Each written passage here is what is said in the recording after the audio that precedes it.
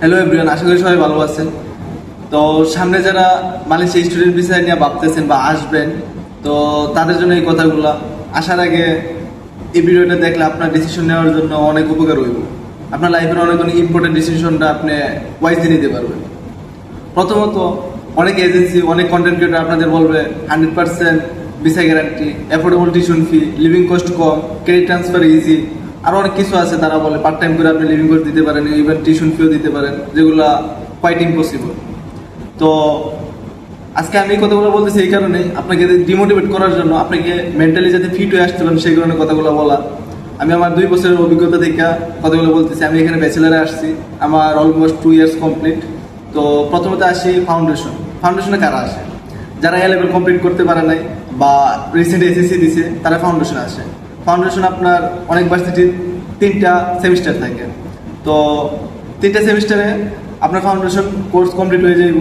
তো after foundation আপনি চাইলে এখানে পড়াশোনা করতে পারবেন, বাট ফাউন্ডেশন কোর্স শেষ হওয়ার পর আপনি যখন ব্যাচেলার এনরোল করবেন, আপনাকে আবার ইএমজিএস করে এই দেশে আসতে হইব। তারপর ফাউন্ডেশন করার পর আপনি ইউকে, অস্ট্রেলিয়া ইজিলি যাইতে পারবেন না। সব দেশের সব ভার্সিটি আপনাকে ওয়াইজলি অ্যাকসেপ্ট করবে না, স্পেসিফিক কিছু ইউনিভার্সিটি আপনাকে অ্যাকসেপ্ট করবে।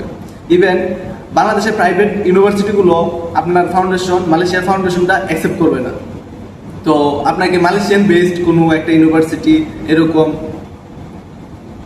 একটা ইউনিভার্সিটি আপনাকে এনরোল করতে হবে ব্যাচেলারের জন্য। তারপরে আসছি সেকেন্ডলি ডিপ্লোমাটা হচ্ছে 2 বছর।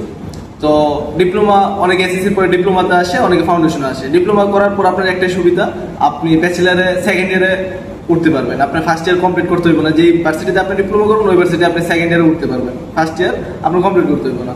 তো diploma is quite good option. তো থার্ডলি আসি আপনার ব্যাচেলার। অনেকে এইচএসসি কমপ্লিট করছে 2026 রিসেন্ট, অনেকে এর আগের বেচও আছে, আবার অনেক দেশ থেকে ভিসা রেজিস্ট্রেশন খাইছে।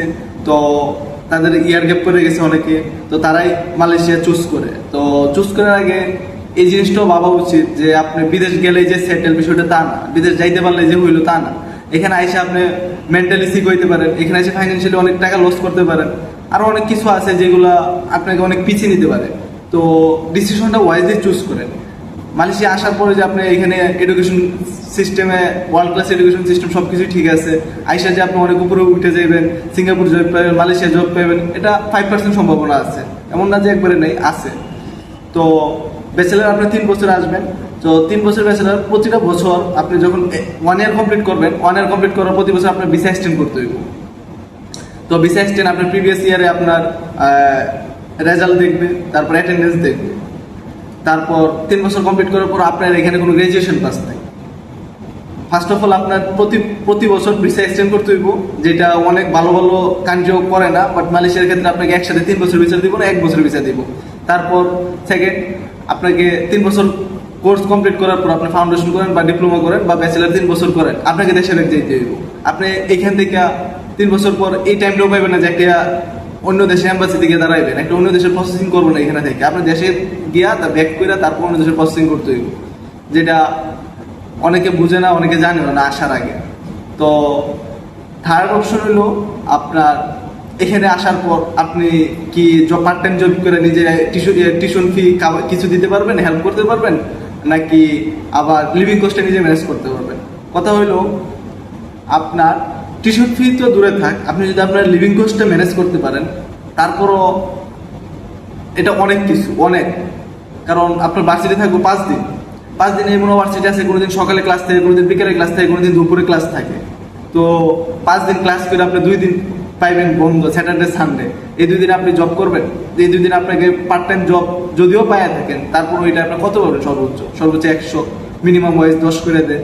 তো মিনিমাম ওয়াইজ 10 করে দিলে আপনি 8 ঘন্টা কাজ করবেন, 8 ঘন্টা 80 রিঙ্গিত। তো 80 রিঙ্গিত কাজ করার পর আপনি অবশ্যই আসার সাথে সাথে আপনার এই কোনো ট্রান্সপোর্ট থাকবো না, বাইক থাকবো না, কার থাকবো না, আপনার গ্র্যাব ভাড়া যাইব, আপনার মেট্রোতে গেলে মেট্রো যাইব।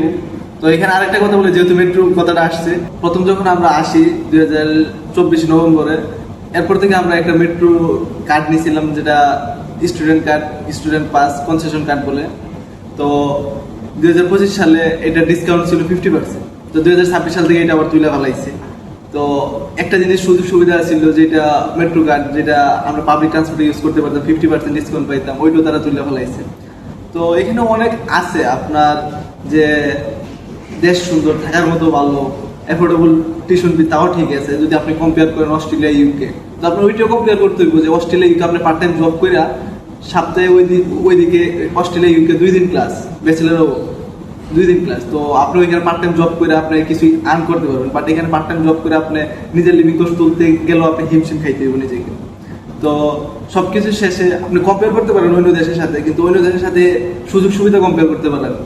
আপনাকে অনেকে বলে যে এখানে আপনার ফার্স্ট ওয়ার্ল্ড এডুকেশন সিস্টেম ঠিক আছে, কিন্তু আপনাকে কোনো ফার্স্ট ওয়ার্ল্ড জব দিতেছে? তা দিতেছে না। তো আর সুযোগ সুবিধা, এই দেশের সুযোগ সুবিধা আপনার কি সুযোগ সুবিধা দিতেছে? সুযোগ সুবিধা তো তেমন কিছুই দিতেছে না। আপনার তখনই আসা উচিত মালয়েশিয়া, যদি আপনি ফুল স্কলারশিপ নিয়ে আসতে পারেন তাহলে আসেন। অবশ্যই আমি আরেকটা ভিডিও বানাবো যে কারা কারা মালয়েশিয়া আসা উচিত, তো ওই ভিডিওতে আমি ডিটেলসে সব কিছু বলবো। আজকের এই ভিডিওটা এ পর্যন্তই। আর যদি আপনাদের কোনো কোয়েশ্চেন থাকে বা কোনো পরামর্শ লাগে তাহলে কমেন্ট করবেন। আশা করি সবাই ভালোভাবে বিষয়টা দেখবেন মালয়েশিয়া আসার আগে এজ স্টুডেন্ট ভিসা হিসেবে। আর আপনাদের কোনো প্রশ্ন থাকলে কমেন্ট করবেন, আমি সর্বোচ্চ চেষ্টা করবো রিপ্লাই দেওয়ার জন্য।